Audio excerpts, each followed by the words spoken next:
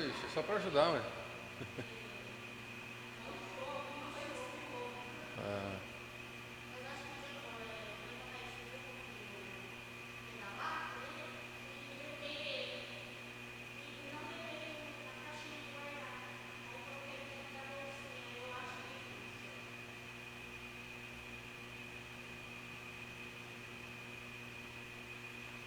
Bom dia, irmãos e irmãs. Que a graça e a paz do nosso Senhor Jesus estejam sobre a nossa vida mais essa manhã. Já deixo meu bom dia para os irmãos que forem chegando aí também no Facebook. Nós vamos dar andamento na nossa série de estudos aqui de teologia aplicada e a gente está tratando de temas que são envolventes pela cultura de modo geral, tratados pela cultura de modo geral. E a gente tem estudado a ética cristã diante desses temas, né? Como que o cristão deve se portar ou responder esses temas atuais aí. Até agora nós falamos sobre o Evangelho como já sendo uma resposta à cultura, e é, de certa forma, uma resposta ofensiva, porque não é aquilo que grande parte das pessoas usam, né? Inclusive muitos que se denominam cristãos evangélicos, né? O Evangelho começa com a afirmação da existência de Deus e, portanto, se existe um Deus, é Ele quem é o autor da criação, e o autor ele tem autoridade sobre a sua criação. Então, quando a gente começa dizendo que existe um Deus que é criador, isso significa que toda fonte de padrão, toda determinação última de valor, de padrão, de determinação do que é certo, do que é errado, do que é bom, do que é mal, é o próprio Deus, né? Isso é a implicação direta de se dizer que existe um Deus que criou todas as coisas.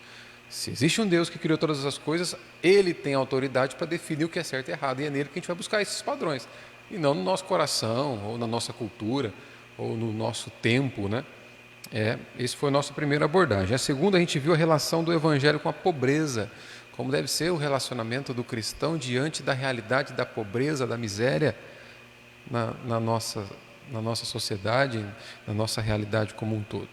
E na semana passada, a gente teve que dividir em duas aulas, porque o tema ele é bastante complicado, que é a resposta cristã para o aborto. E a gente viu que existem 3 abordagens para se considerar o aborto. Vou só dar uma recapitulada aqui, mas continuar de onde a gente parou, e para a gente entender como que o cristão deve enxergar o aborto. Existem algumas ocasiões em que o aborto seria negociável, há alguma condição em que faz com que o aborto se torne justificável. Como que o cristão reage a isso? E a gente viu que na semana passada, principalmente o tema do aborto decorrente de estupro, né, foi o que mais gerou polêmica aqui, né? Mas a gente viu que a Escritura nos dá respaldo para defender aquilo que a gente defende. Então vamos orar, para nós darmos início a mais um estudo dessa manhã.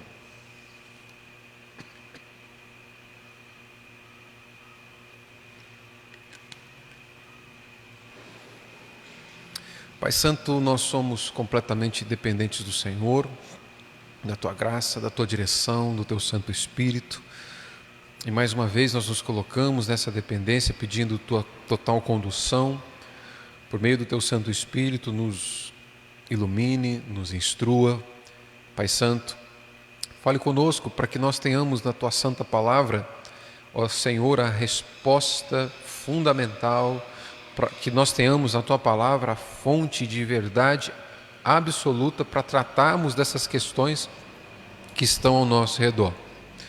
Estamos tratando de temas que são caríssimos para a nossa sociedade, que são de suma importância, ó Deus, em que nós, como cristãos, estamos inseridos e fazemos parte, precisamos responder para a nossa sociedade como sal da terra e luz do mundo. Então a minha oração nessa manhã é para que o Senhor fale através dessa lição, que nós tenhamos aqui momentos de entendimento da Tua Palavra, ó Deus, e de fortalecimento da nossa fé.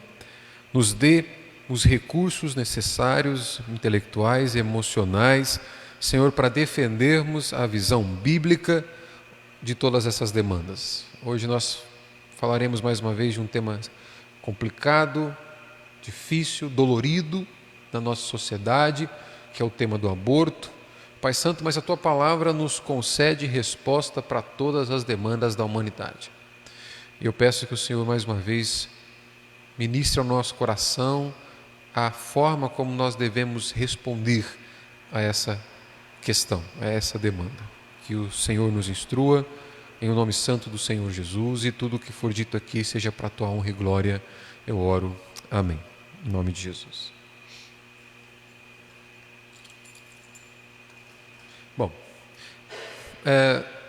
primeiro, falar de o relacionamento do cristão com a cultura, como a gente já viu até aqui, é falar da necessidade que a gente tem de pensar, de refletir, o que significa dizer que Jesus Cristo é o Senhor da humanidade. Por que eu enfatizo a humanidade? Porque Jesus não é apenas o Senhor da igreja. Jesus é o Senhor de toda a realidade criada. Jesus é o Senhor do universo. Ele não assenta acima de um trono debaixo do qual só tem a igreja. Ele assenta no trono do universo. Então, todo o universo está debaixo do senhorio de Jesus. Não é? E o que significa dizer que Jesus é Senhor? O nosso texto-chave de reflexão para tudo aquilo que a gente está tratando aqui é Mateus capítulo 28, quando Jesus diz: toda autoridade me foi dada nos céus e na terra. Portanto, façam discípulos, batizando em nome do Pai, do Filho e do Espírito Santo e ensinando eles a guardar tudo que eu vos tenho dito. Então, quando Jesus diz que Ele tem autoridade sobre tudo, Ele conclui dizendo: portanto, vocês que são minha igreja vão lá e preguem, usem dessa autoridade que é minha. Né? Dizer que Jesus é o Senhor significa dizer que é nele que nós encontramos a resposta para todas as questões da nossa sociedade. O cristão, ele não pode abraçar uma ideologia para responder às demandas da sua sociedade. O cristão, ele não é cristão se ele abraçar uma ideologia conservadora, um pacote fechado conservador, e defender essa ideologia como sendo a resposta para a sociedade. O cristão, ele não é cristão se ele abraçar uma ideologia progressista, liberal, e defender todo esse pacote fechado como resposta para a sociedade. Né? O cristão defende a sua resposta a partir da Escritura. A nossa proposta ela deve ser bíblica, a nossa resposta deve ser bíblica. Né? Antes de nós buscarmos resposta... Porque todas essas ideologias elas respondem às questões. Agora nós estamos falando de aborto. Né? O lado conservador da sociedade, conservador em termos políticos, morais, aquela esfera que é mais conhecida como direita no Brasil, por exemplo, no âmbito político, ela traz respostas para a questão do aborto. E ela vai defender o seu ponto de vista com base na sua ideologia de conservadorismo. O progressista, mais à esquerda, ele também traz respostas para questões do aborto, ele vai defender o ponto de partida com base nos seus pressupostos. Ele vai defender sua ideia com base na sua crença de como ele deve encarar o aborto. O cristão não precisa de nenhuma das ideologias para defender o seu ponto de vista.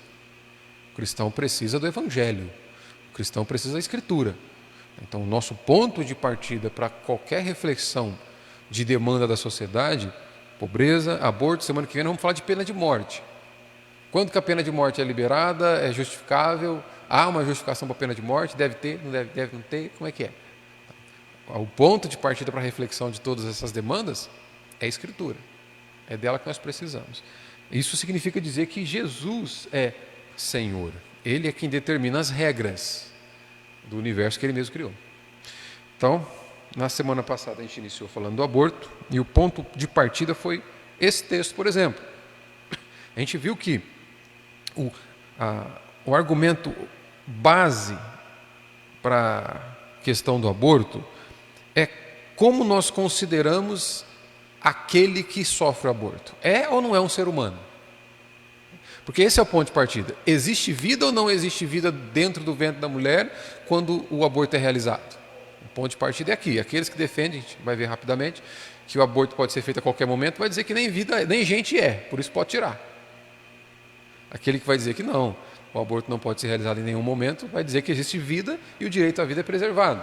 Né? Então, a base aqui para determinar as defesas é ou não é ser humano que está sofrendo o aborto? Esse é o ponto de reflexão aqui. E a gente partiu desse texto, e a Bíblia nos mostra em diversos momentos, e esse em especial que eu separei, a ideia de que Deus se relaciona com os homens, se relaciona com aqueles que Ele criou, desde a concepção. Deus conhece, quando Davi diz, os teus olhos me viram a substância ainda informe, não é apenas o fato de Deus saber que existe algo dentro do ventre da mulher. Esse ver aqui dá uma ideia de propósito de Deus para cada um daqueles que Ele traz ao mundo. Por isso que logo na sequência Davi diz, e no teu livro foram escritos todos os meus dias, cada um deles escritos e determinados quando nenhum deles ainda havia. Ou seja, cada indivíduo que é trazido por Deus para a humanidade tem propósito de Deus.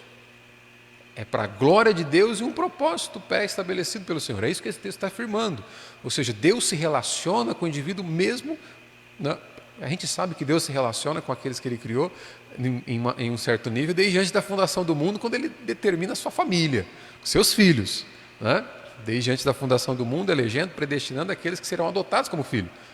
No entanto, a Escritura nos dá inúmeros recursos para defendermos a ideia de que Deus se relaciona, Deus conhece, Deus tem propósito para cada indivíduo, desde a sua concepção. Então a Bíblia aponta a ideia para que o que está no ventre é vida, é ser humano. E é a partir daqui que toda a defesa cristã acerca da impossibilidade ou da injustificabilidade de se realizar o aborto em qualquer momento é bíblico e é uma defesa cristã, independentemente das situações. Vamos avançar mais aí, porque a gente chegou em alguns entraves, né? E existem 3 abordagens, então, para a gente tratar a questão do aborto, que se trata a questão do aborto. Eu fiquei apenas em 2 aqui, por conta do nosso tempo, para focar nas mais importantes, que é aquela condição que determina o feto como sendo plenamente humano, essa é a primeira consideração, a primeira abordagem, e o outro extremo, que é o último aqui, que considera o feto como sub-humano. Então, eles vão dizer, olha, nem gente é, então vocês estão preocupados com o quê? Não é? Aquela abordagem que considera o feto como plenamente humano vai dizer, olha, quando o aborto pode ser realizado? E a resposta é, nunca. Para a abordagem que considera o feto não humano, quando o aborto pode ser realizado? Eles vão responder, a qualquer momento. O fundamento da abordagem que diz que o feto é humano e nunca deve ser realizado o aborto, pauta a sua defesa no fundamento da santidade da vida. Os que dizem que o aborto pode ser realizado a qualquer momento usam como fundamento a qualidade da vida. Se a vida está qualificada, então o aborto não é permitido. Se não está qualificada, o aborto é permitido a qualquer momento. Ou seja, se não é vida, como eles consideram o feto como não humano, como não vida ainda, pode ser realizado a qualquer momento, até que esse se torne um ser humano. Olha como que vai ficando a coerência aqui. É como se nós dissermos que em algum momento a mulher carrega dentro de si um não humano. Se ele é um não humano, ele é o quê? Percebe a incoerência do argumento? E aí o exemplo que eu dei na semana passada, a gente vai voltar em algum momento aqui, nenhum biólogo tem dificuldade para reconhecer que o que está no ventre de uma porca é um porquinho. O que está no ventre de um cavalo é um cavalinho. Qual a dificuldade de se reconhecer que o que está no ventre de uma humana é um humaninho? Mas esse é um argumento daquele que considera o feto como não humano.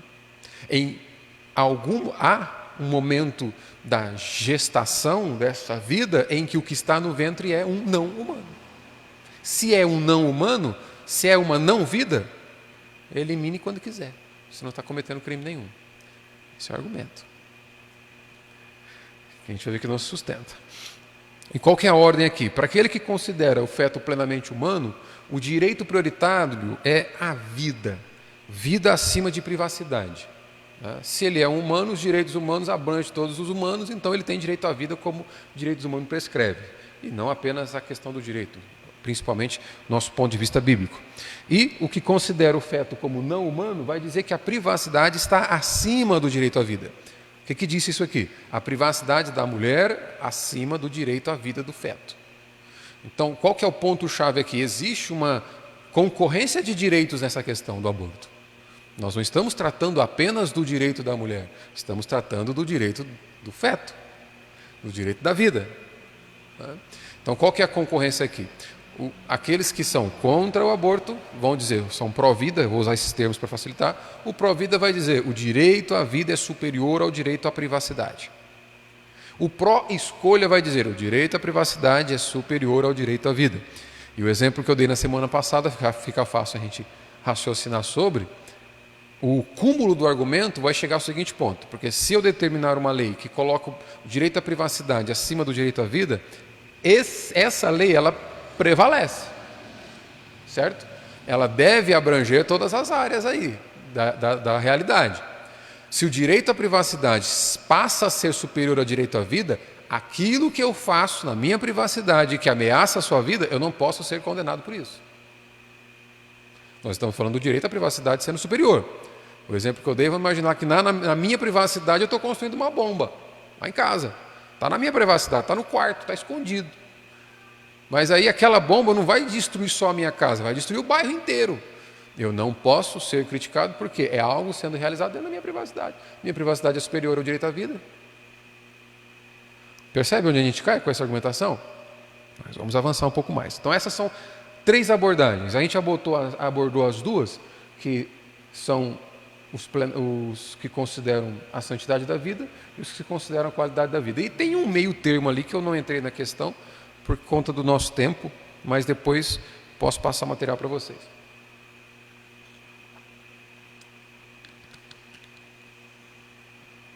Mas dito isso, a gente passou então, só estou correndo aqui para o que a gente já viu isso na semana passada, todos os argumentos daqueles que consideram que o aborto pode ser realizado a qualquer momento, uma vez que o feto é um não humano ou um sub-humano, não é humano completo. E existem argumentos bíblicos para isso, por incrível que pareça. Tem crente que defende essa ideia. E a gente viu a argumentação bíblica e a gente rebateu essa argumentação bíblica. E temos os argumentos extra-bíblicos, aqueles que acreditam na autoconsciência. Bom, se a vida ela é considerada vida quando há consciência, Isso que o pró-escolha vai dizer. Olha, a vida apenas quando há consciência. Então, quando não tem consciência, não tem vida. O feto não tem consciência, então ele não é vida. Mas qual é um contra-argumento possível aqui? Se só há vida enquanto há consciência, quando o indivíduo perde a consciência, ele deixa de ser humano. Quando que o indivíduo perde consciência? Quando entra em coma? Quando dorme? Quando você dorme no sono profundo, você está inconsciente. Olha, se deixa de haver vida quando não há consciência, quem dorme deixou de existir. O argumento não se sustenta. Eu não vou entrar em detalhes como semana passada, só para a gente repassar. O argumento da dependência física. O pró-escolha vai dizer, o feto é uma extensão do corpo da mulher. Não é? Então, ele depende, e pelo fato de depender da mulher, ele é uma extensão do corpo dela, como se fosse um apêndice. Não, o apêndice é uma extensão do corpo da mulher, o feto é um outro corpo. Tanto que desde a concepção, ele já tem o seu próprio gênero, a partir de 40 dias, ele já tem ondas cerebrais que vão acompanhá-lo toda a sua vida, ele é um outro ser dentro da. Então ela tem direito total sobre o seu corpo, mas acontece que o corpo que está ali não é dela, é outro.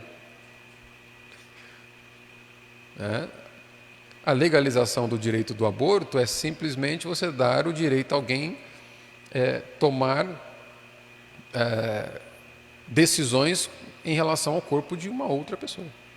É uma outra pessoa. O argumento acerca da segurança da mãe, eles vão dizer que é seguro, os abortos ilegais são perigosos, então se você legalizar o aborto vai passar a ser feito com mais segurança, e é oferecido algumas estatísticas aqui. A gente viu que na verdade Se a preocupação é a segurança da mãe, a cirurgia mais segura, ou uma das cirurgias mais seguras na medicina contemporânea é o parto. Então a argumentação de segurança da mãe não se sustenta, já que a preocupação é a segurança da mãe em relação ao tempo de gestação. Foi provado que o parto ele tem a equivalência de 0,01%, ou seja, apenas 1 em 10.000 nascimentos dá errado. Ou seja, a segurança é muito maior na realização de um parto do que no aborto. Tá, irmãos, vamos passando só rápido aqui. A gente viu que tem o argumento a direito de autonomia e privacidade da mãe, e a gente já dei a ilustração do exemplo aqui, que se a privacidade for mais importante que o direito à vida, a sociedade vira um caos. O que você fizer na sua privacidade que ameaça a vida de outro, não tem problema nenhum. Você está exercendo o seu direito de usar a sua privacidade como você bem quiser. A gente viu o argumento baseado na negligência ou no abuso, né? A questão fica o seguinte: olha, o filho gerado, um filho não desejável pode ser rejeitado. Então, se você fizer o aborto, você está impedindo essa criança de sofrer um abuso. Mas qual é a questão? O aborto é um abuso muito maior, é um abuso muito mais violento, e é comprovado que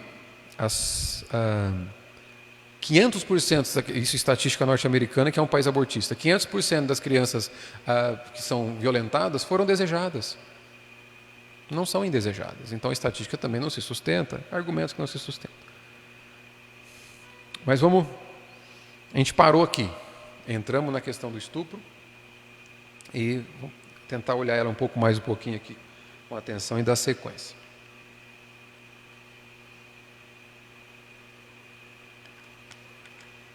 O ponto levantado foi então, mas e o estupro? Não é? O estupro é uma ocasião em que o aborto é liberado. Atualmente, se não me engano, a partir de 2012, eu falei esta semana passada, né?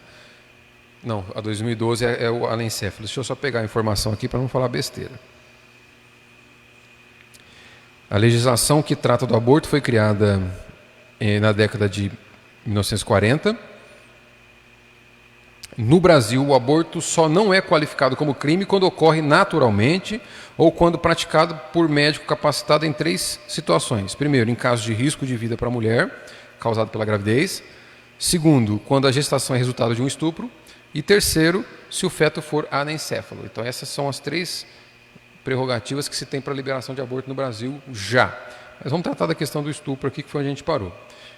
O argumento quanto ao estupro vai dizer o seguinte: nenhuma mulher deveria ser forçada a ter uma criança contra a sua vontade. É imoral acrescentar a obrigatoriedade de uma gravidez à indignidade de ter sido estuprada.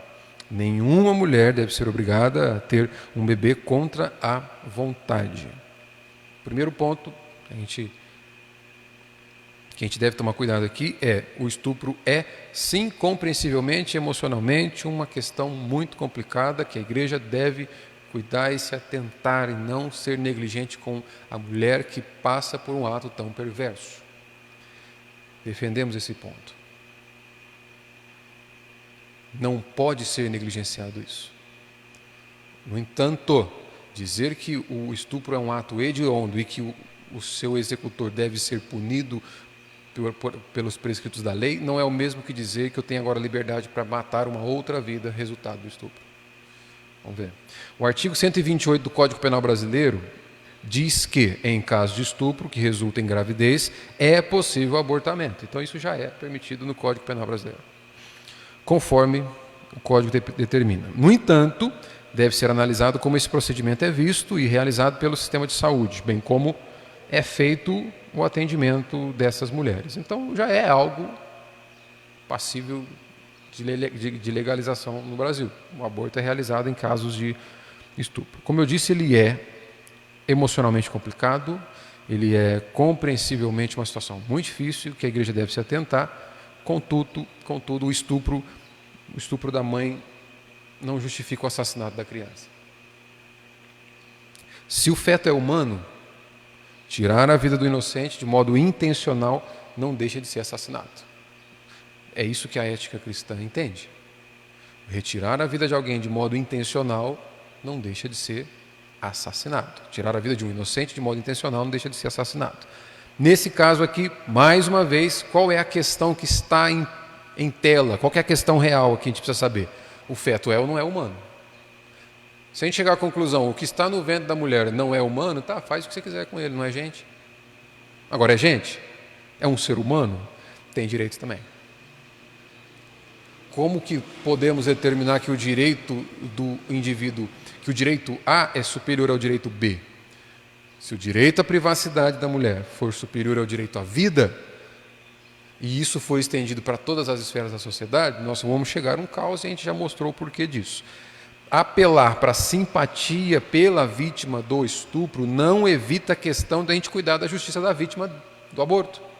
São dois direitos envolvidos e são duas vítimas presentes aqui. O que acontece? O aborto ele não remove a perversão do ato do estupro. Pelo contrário, ele vai adicionar a esse ato que é perverso, outro ato perverso.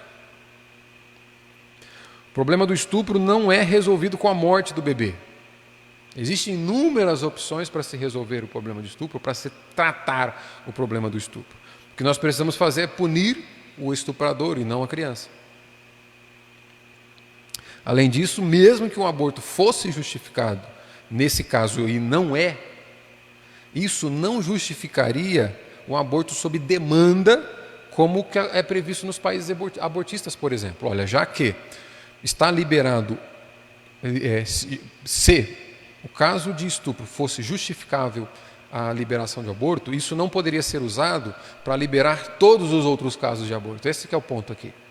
A gente viu que, das estatísticas apresentadas pelos próprios países abortistas, abortos em decorrências de estupro está na base do valor percentual de aborto realizado. O que significa isso? Em torno de 1% de abortos realizados são em decorrência de estupro. Todos os outros abortos realizados, o feto foi desejado, ou não foi resultado de um estupro. Esse é o ponto aqui. Se nós tivermos uma estatística lá, de 100% de casos de aborto, 1% desses casos é resultado de estupro. O país abortista libera a execução de 100% dos casos de aborto por conta de 1% que é resultado de um crime. E a gente usou como metáfora aqui a retirada de um feto como se você tivesse um intruso dentro da sua casa, alguém dentro da tua casa usando a sua geladeira por 9 meses. Né? Olha, eu não preciso querer uma pessoa na minha casa usando a minha geladeira por 9 meses. Então esse é o argumento pró-escolha. Né? Mas qual que é a questão aqui? 99% dos casos em que o aborto é realizado, o intruso foi convidado. O exemplo dado para ilustrar, né, parece, mais uma vez, a gente não está minimizando a seriedade do caso do estupro. É isso. Mas estatisticamente é como se nós estivéssemos falando o seguinte: uma criança chuta a bola na parede de um prédio e, para resolver o problema, derruba o prédio. A mancha, que poderia ser limpa, com várias outras opções, derruba o prédio. Então, se uma vítima de estupro receber tratamento médico imediato, a concepção ela pode ser evitada em todos os casos, porque ela não ocorre imediatamente. Então, há meios de se evitar a concepção e há meios de se cuidar da vítima e há meios de se cuidar da criança. Certamente, a adoção e não o aborto é a melhor alternativa nesse caso. Assim como existem vítimas desse crime perverso, existe uma fila imensa de pais que não podem ter filho e desejam ter filhos. Então existe a opção. O grande problema é viabilizar o aborto em massa por uma estatística mínima. Consegui ser claro? O grande problema é viabilizar o aborto em massa indiscriminadamente, de todos os casos, por conta de uma estatística que é a menor a ser considerada aqui. Ainda que seja um crime muito perverso. E aí a gente continua daqui, alguma questão acerca do estupro aí?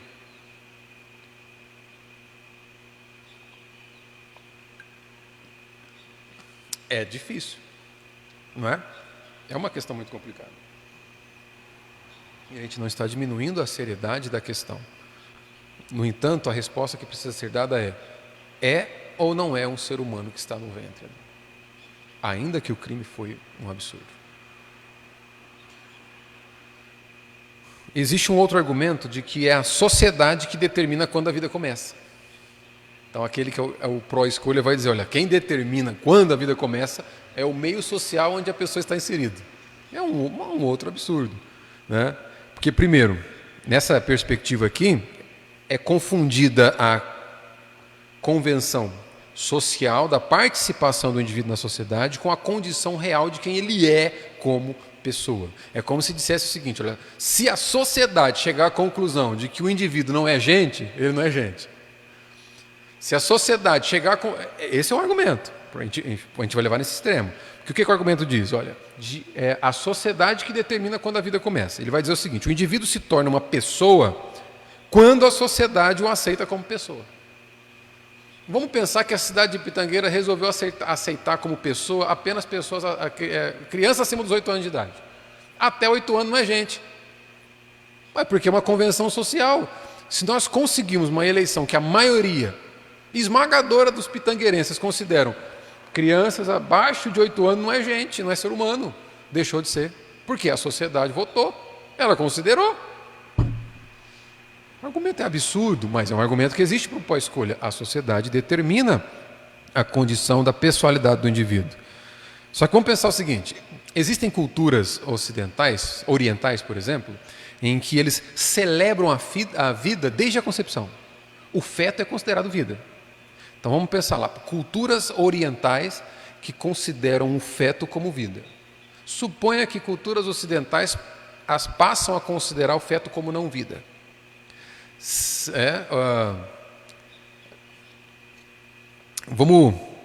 a sociedade determinar a pessoalidade ao mesmo tempo, uma criança oriental,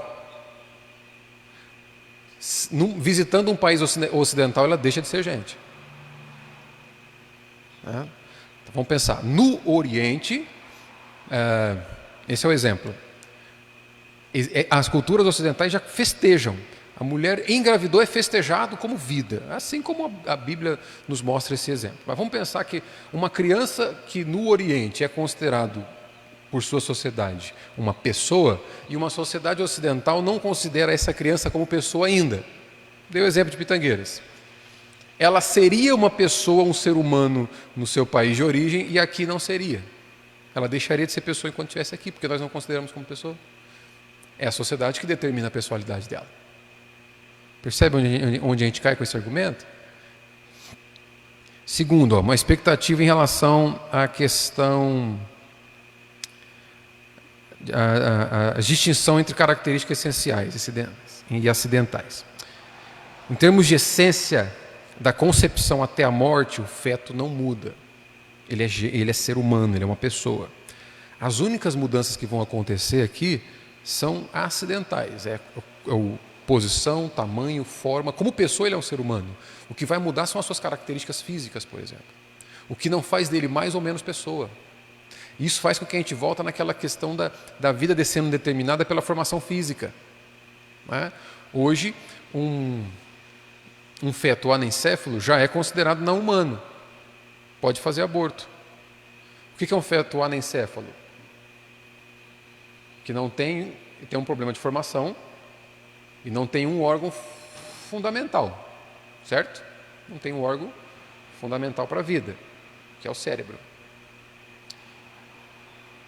Esse anencéfalo ele já é considerado um não humano, porque há um problema de formação. Mas vamos pensar, existe somente o cérebro que é um órgão fundamental para a vida? Um outro órgão que é fundamental para a vida. Você vive sem rins, por exemplo? Coração, rins. O fígado, eu preciso do fígado. Eu preciso do estômago também. E do intestino, eu preciso dele. Então o que a gente vai concluir aqui? Se faltar alguma formação perfeita, deixa de ser humano. Mas vamos supor que o indivíduo nasce e ele tem problema de desenvolvimento físico. Ele só será um humano quando ele se desenvolver completamente. E se ele não se desenvolver completamente e precisar de um auxílio externo, o que é muito comum, né? Não existem bolsas, por exemplo, porque talvez o intestino ele não cumpre com a sua função pelo qual foi projetado pelo Criador. Há uma falha no intestino ali e ele precisa usar a bolsa, certo? Deixou de ser humano, porque não funciona perfeitamente. É um argumento biológico e determinado pela sociedade. Então os argumentos eles não vão se sustentando. Mas avançando aqui, olha, dito essas argumentações pró-aborto, vamos entrar na que é contra.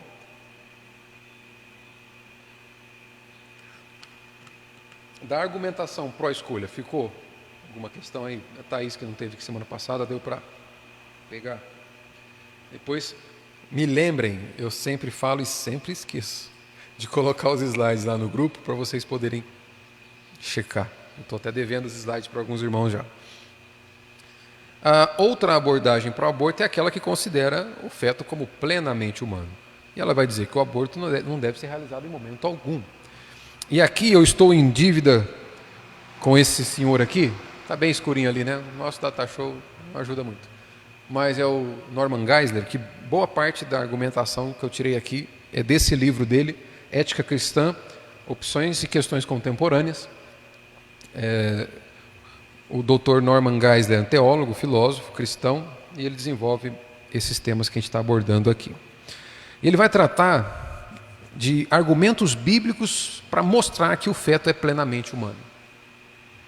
Tem uma série de argumentos aqui em que nós podemos observar para defender aquilo que nós temos como ponto de vista. Primeiro, eu vou ler, vocês podem acompanhar comigo aí que está na íntegra ali. Bebês nascituros, ou seja, fetos, são chamados de criança na Bíblia, que é a mesma palavra usada em referência a infantes e a crianças pequenas, nascidas. Ou seja, a Bíblia chama de criança tanto o feto quanto o nascido, tanto o que está no ventre quanto o que está fora dele. A Bíblia considera como criança, considera como o mesmo indivíduo. Algumas vezes é usada a palavra até para descrever adultos. A palavra que é usada para se referir a crianças é usada para se referir a adultos. A Bíblia entende como um ser humano. Segundo, os nascituros, os fetos, são formados por Deus. Foi isso que nós vimos no Salmo 139 aqui. O Senhor formou a vida de Davi, e Davi declara isso, foi o Senhor que me formou, e Ele não apenas me formou no ventre, como Ele estabeleceu todos os meus dias, quando nenhum desses dias ainda existia. Deus é o meu autor. É como se nós tivéssemos falado aqui, ó, em algum momento aquilo que Deus criou é uma coisa, e não uma pessoa. Deus cria uma coisa que vai se tornar um ser humano pelo desenvolvimento biológico, e não como resultado da criação de Deus, entendeu? Ou seja, Deus cria o indivíduo. Desde a concepção há essa relação de Deus com o indivíduo. Mas é como se nós disséssemos o seguinte: Deus criou algo, não alguém. Deus criou uma coisa no ventre da mulher e pelo funcionamento biológico da mulher, ela vai transformar esse ser, essa coisa que Deus criou em vida. Ou seja, não foi a vida que Deus criou. Deus cria uma coisa que vai se transformar em vida. Né? Entender que o feto não é um ser humano é dizer que Deus está criando uma coisa, não alguém. Deus cria um objeto que em algum momento da sua existência se tornará um ser humano. Não dá. Os nascituros são formados por Deus da mesma maneira que Deus formou Adão e Eva à sua imagem. Terceiro argumento: a vida de um nascituro era protegida tal como ocorria com a vida de um adulto. Se o indivíduo causasse dano a uma mulher grávida e ela perdesse a sua criança, ele pagava a mesma pena que se ele tivesse prejudicado um ser humano adulto. A lei do Antigo Testamento ela pune ambos os casos. Se o indivíduo ele feriu uma mulher e ela perdeu o bebê, ele paga com a vida. Se ele feriu um adulto e o adulto morreu, ele paga com a vida, a pena é a mesma. A mesma punição que alguém recebia por ter causado danos ou morte a outrem também se aplicava quando a vida era um nascituro. A vítima era um nascituro. Quarto, Cristo era humano, o Deus homem, a partir do momento em que ele havia sido concebido no ventre de Maria. Olha só, dizer que o que está no ventre por algum momento é um não humano, é dizer que Jesus, em algum momento, ele foi um não alguém, foi uma coisa antes de se tornar humano. E Jesus é humano desde a sua concepção. O Deus homem é ser humano desde a sua concepção no ventre de Maria. É isso que o anjo está declarando para ela ali em Mateus capítulo 1. Ele é concebido como ser humano na terra. É como se o Filho de Deus, o argumento chega a ser ridículo, né? O Filho de Deus, que abre mão da sua glória e assume natureza humana, antes de ser humano, ele abre mão da glória, se torna uma coisa que não é gente, para depois se tornar humano. O argumento chega a ser ridículo. Desde o ventre, enquanto é concebido, ele é o Deus homem. Quinto argumento: a imagem de Deus inclui homem e mulher, mas é um fato científico que o sexo masculino ou feminino é determinado na hora da concepção. Ou seja, não é apenas a extensão de um corpo da mulher, porque na concepção ela pode gerar um homem. É um outro ser. Sexto, crianças nascituras possuem características pessoais, tais como pecado e alegria, que são traços distintivos do ser humano. Lá no Salmo 51, verso 5, é isso que Davi vai dizer: olha, minha mãe me concebeu em pecado. O que ele está dizendo aqui? Aquilo que Paulo vai defender em Romanos capítulo 5. O homem, ele é herdeiro da natureza caída de Adão. E a Bíblia apresenta como característica, inclusive do nascituro, inclusive do feto, a mesma característica que um ser humano adulto tem, de ser um pecador. De ter alegria no ventre. Nós vamos ver João Batista saltando quando Maria, a mãe de Cristo, chega perto de Isabel ainda grávida. Sétimo argumento: pronomes pessoais são usados para descrever crianças nascituras na Bíblia. Os mesmos pronomes que se referem a adultos se referem às crianças. Oitavo, afirma-se que os nascituros são conhecidos de forma íntima e pessoal por Deus, como qualquer outra pessoa, como eu já disse. E o argumento 9, os nascituros são chamados por Deus antes mesmo de nascerem. Aí exemplos de Gênesis, exemplos de Juízes, Isaías, Gálatas, para usar o exemplo que nós estamos expondo em Gálatas aqui, Paulo dizendo que aprove Deus o escolher como apóstolo antes mesmo do seu nascimento. Deus está se relacionando, determinando propósitos de vidas para cada uma das pessoas que Ele traz à terra antes mesmo dessas nascerem. Se Deus considera o feto um ser humano, você e eu não temos qualquer liberdade para não o considerar como tal. Dizer que Jesus é Senhor é dizer que Jesus dá os padrões de ética para a humanidade, os padrões morais para a humanidade. Ele considera o feto um ser humano, assim como ele foi um ser humano enquanto feto. Nós não temos qualquer liberdade para definir o que é ou não vida. Isso é a característica da queda humana, quando o homem assumiu para si a responsabilidade de mudar aquilo que Deus determinou. Isso é queda. Deus determina para Adão e Eva, é assim que as coisas funcionam. Eles assumem para si a responsabilidade. Não, eu quero que as coisas sejam assim. Deus diz: o feto é gente. Não, eu acho que gente é a partir da 4ª semana.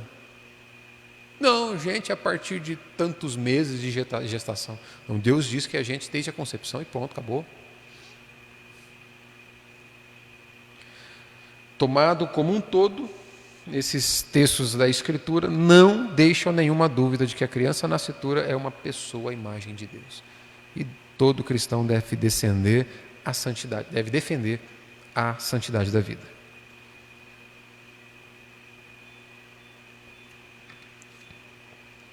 Para essa argumentação bíblica, alguma dúvida? Há dúvidas de que o feto é humano ou não? Não dá. Dito isso, o Geisler vai trazer também alguns argumentos científicos extra-bíblicos, argumentos não bíblicos para mostrar que o feto é plenamente humano. Então, a ciência moderna conseguiu abrir a janela do útero, o Geisler vai dizer, isso aqui eu estou pegando do livro dele, a ciência moderna conseguiu abrir a janela do útero. Como resultado disso, a evidência de que a vida humana individual começa no exato momento da concepção ou da fertilização ficou cristalina. O que ele está dizendo aqui? A própria ciência considera o feto como um ser humano, desde a sua concepção. Então não há respaldo nem bíblico e nem científico para liberação do aborto, entendendo como um não crime pelo fato de não ser humano em qualquer momento da gestação, porque nem ciência e nem a Escritura considera o que está no ventre como um não humano, como uma não vida, como uma coisa. E ele vai continuar, que um óvulo humano fertilizado representa um ser 100% humano é um fato genético. A partir do exato momento da fertilização, toda a informação genética encontra-se presente. O próprio sexo da criança também é determinado no momento da concepção. Então, se for um homem, não é extensão da mulher. E se for uma mulher, é uma outra mulher, e não a mesma. O óvulo feminino possui apenas 23 cromossomos e o esperma masculino possui 23 cromossomos. Mas um ser humano adulto normal tem 46 cromossomos. E o que ele vai concluir? No exato momento da concepção, quando o espermatozoide masculino se une ao óvulo feminino, um novo e microscópico ser humano com 46 cromossomos surge. Se o adulto tem 46 cromossomos, na concepção surge um indivíduo com 46 cromossomos. É um ser humano. Do momento da concepção até a morte, nenhuma informação genética nova é adicionada a esse momento agora. Na concepção, toda a informação genética do indivíduo está presente. Isso é fato científico. Tudo o que é acrescentado desde o momento da concepção até a morte é comida, água e oxigênio. Toda a informação genética já está lá. E aqui tem um progresso. Não sei se dá para ver, na minha tela aqui dá para ver bem. Mas ali a gente tem o primeiro mês de vida. E no primeiro mês de vida, com essas características, a gente já vê a realidade da vida. Concepção, todas as características humanas estão presentes. Dá para ver lá o feto pequenininho, cabecinha ali? Então, todas as características humanas estão presentes. Ela se implanta ou se aninha no útero de sua mãe. 1 semana ou pouco mais. Seu músculo cardíaco pulsa, 3 semanas. Sua cabeça, seus braços e suas pernas já começam a aparecer. Primeiro mês, nós temos realidade aqui. O segundo mês é o desenvolvimento. Suas ondas cerebrais podem ser detectadas de 40 a 42 dias. Seu nariz, seus olhos, seus ouvidos e seus dedos aparecem. Seu coração bate e seu sangue já flui. E é do próprio tipo sanguíneo. Que pode ser ou não o tipo sanguíneo da mãe.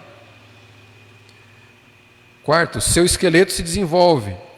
Ela tem suas próprias expressões digitais únicas. Não é extensão da mãe. No segundo mês, o feto já tem a própria impressão digital. Ela é sensível ao toque em seus lábios e apresenta reflexos. Todos os seus sistemas corporais estão presentes e em funcionamento. Isso no segundo mês de gestação. Terceiro mês, movimento. O outro deu para ver lá também, né? Terceiro mês, movimento. Engole, faz careta, nada ao redor. Ela segura com suas mãos e movimenta a sua língua. Ela até consegue chupar o dedão. Ela pode sentir dor orgânica de 8 a 13 semanas. Quarto mês, crescimento. Seu peso aumenta 6 vezes. Chega a pesar metade do peso que terá quando nascer. Ela cresce até atingir 20 a 25 centímetros de comprimento. Ela pode ouvir a voz de sua mãe. Quinto mês, já tem viabilidade. Sua pele, seus cabelos e suas unhas se desenvolvem. Ela sonha. Ela pode chorar se houver ar presente. ela pode viver fora do ventre, ela está a meio caminho da data marcada para seu nascimento. O que é isso? A fetologia moderna, a ciência que estuda o feto, trouxe à luz fatos impressionantes acerca desse crescimento dessa minúscula pessoa do ventre da mãe. É alguém. E a fetologia traz todas essas características desse alguém que já está ali presente. Estou caminhando para o fim.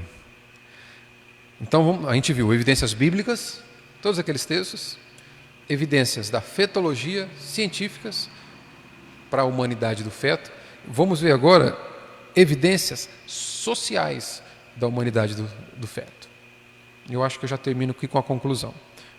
O Geisler também vai dizer o seguinte: então, primeiro, ninguém contesta, foi o que eu disse lá atrás, que os embriões humanos possuem pais humanos. Certo? Não deveria. Nenhum biólogo, por exemplo, vai dar um exemplo, tem qualquer tipo de dificuldade de identificar que um porco nascituro como um porco, um cavalo como um cavalo. Por que então deveríamos considerar um ser humano nascituro como qualquer outra coisa que não ser humano? Segundo, a vida humana nunca para, há sempre um recomeço, há um fluxo contínuo da vida humana que se estabelece de geração em geração, de pais para filhos. O que ele quer dizer com isso aqui? A vida humana na sociedade não deixa de existir, nunca para de haver humano. Na geração do indivíduo não existe um momento em que ele é um não humano e se torna humano. É como se a gente dissesse: olha, meus pais geraram alguém que em algum momento não foi alguém, foi um não alguém, né? Que em algum momento foi uma coisa e não um ser humano, e que em algum outro momento se tornou um ser humano. É como se o fluxo da humanidade tivesse um rompimento. É isso que o argumento sociológico vai dizer.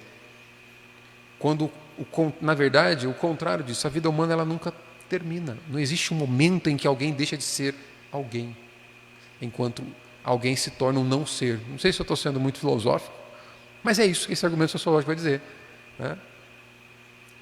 A vida humana não tem interrupção. O fluxo da vida humana é ininterrupto. Nenhum ser humano é um não humano em qualquer momento de sua existência. A forma como a nova vida individual aparece é através da concepção. Então, um pai, uma mãe, duas vidas humanas individuais. Na concepção nós temos uma outra vida humana individual. E não um humano individual, outro humano individual, geram uma coisa que em algum momento vai se transformar em um humano individual. Se isso fosse verdade, nós teríamos uma interrupção do fluxo da vida humana. É isso que o argumento está dizendo. A forma como a nova vida individual aparece é através da concepção. Dessa forma, a nova vida que surge em um momento determinado, é tão humana quanto a vida de seus pais. Se assim não fosse, a vida humana sofreria uma descontinuidade entre a concepção e o nascimento. Deixaria de haver vida humana até o nascimento. Terceiro argumento sociológico.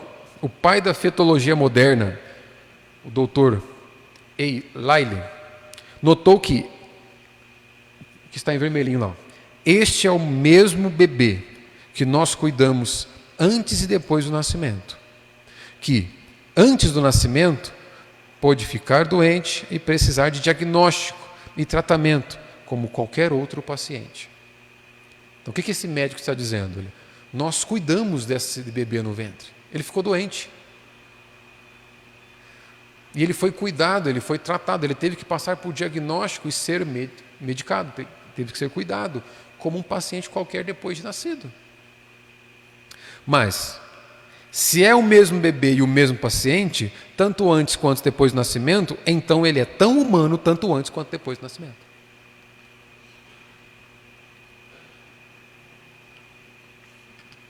Quarto argumento, e eu já vou para a conclusão.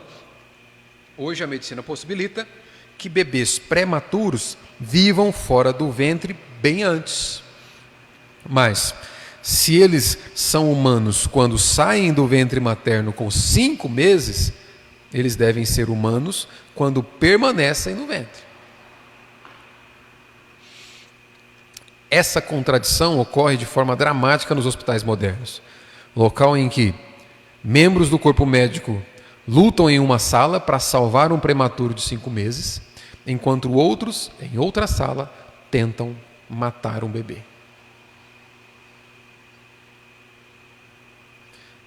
Conclusões e o resumo aqui. O debate acerca do aborto põe em foco toda a questão da santidade da vida. Tanto as Escrituras quanto a ciência apoiam a perspectiva de que uma vida individual humana se inicia na concepção.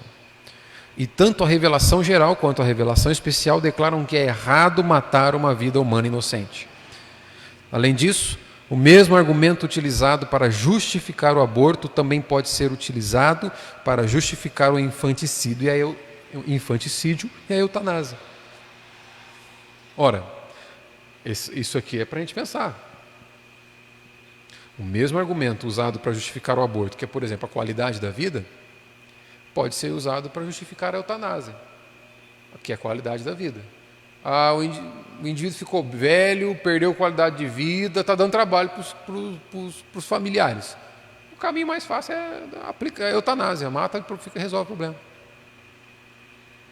Se a qualidade de vida, se a privacidade for superior ao direito da vida em algum momento, olha só, a privacidade dos familiares está sendo prejudicada porque um idoso está dando trabalho. Percebe onde a gente vai cair quando a gente inverte valores? Se o direito da privacidade for superior ao direito da vida, começou a ameaçar a privacidade dos familiares, pronto, aplica a eutanásia no indivíduo, no idoso ali, e resolve o problema. Privacidade é superior à vida. O argumento é ridículo. Você falou alguma coisa, João? Uhum.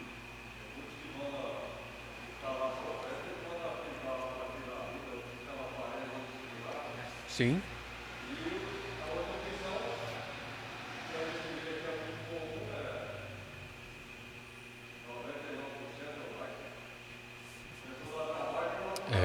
É. E a gente vai tratar disso, não na semana que vem. Semana que vem não vamos falar de pena de morte, mas eu acho que no próximo domingo a gente vai tratar sobre eutanásia também. Vamos falar de eutanásia também. Então, olha lá. Todas as razões apresentadas como justificativas para o aborto violam a santidade da vida humana. Todas as opções violam a santidade da vida humana. É colocar um outro direito como superior ao direito à vida. O aborto não é apenas uma ameaça aos nascituros, como declarou o poeta inglês John Donne. Isso aqui é uma realidade. Ele diz assim: a morte de qualquer homem me diminui, porque sou parte do gênero humano.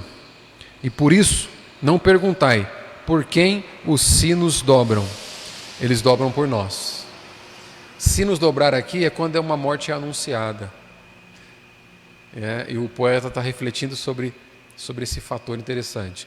Quando passa o anúncio de morte na cidade, a gente pergunta, olha, é sobre quem? E o poeta diz, é sobre nós, um ser humano morreu. A morte de qualquer ser humano é a morte do gênero humano. Então diz respeito a nós. O Paul Washer vai dizer isso em termos evangélicos. Cada cortejo fúnebre é uma lembrança da nossa finitude e de que nós precisamos nos voltar para Deus. Amém, irmãos? Irmãs? Dúvidas? Quando a gente enxerga do ponto de vista da Escritura, nos leva à ousadia de defender aquilo que está escrito. Por isso que é um movimento de contracultura, é uma cultura inteira indo nessa direção e nós indo nessa direção. Bem, se não tiver dúvidas, então vamos orar. Semana que vem a gente fala de pena de morte e talvez na próxima a gente já fala sobre eutanásia, infanticídio e eutanásia. Vamos orar. Pai Santo, nós agora continuamos na dependência do Teu Espírito. Que o Senhor mantenha vivos e aplicados ao nosso coração os princípios da Tua Sagrada Escritura.